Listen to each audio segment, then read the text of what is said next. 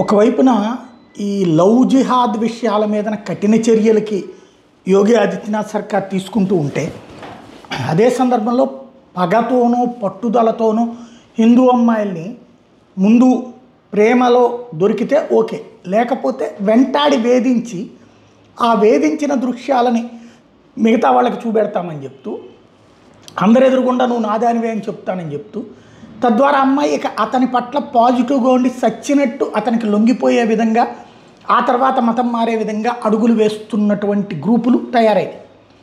వాటి మీదన ఇప్పుడు ఏం చేయాలి? మరి అమ్మాయిలు భయపడకుండా ఉండాలంటే వాళ్ళు ఉండకూడదు.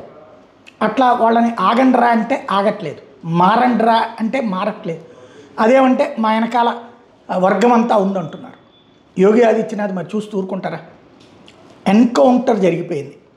హిందూ అమ్మాయిని ట్రాప్ చేస్తున్న రహీముద్దీన్, సనౌల్ ఖాన్లను ఎన్కౌంటర్ చేశారు ఉత్తరప్రదేశ్ పోలీసులు.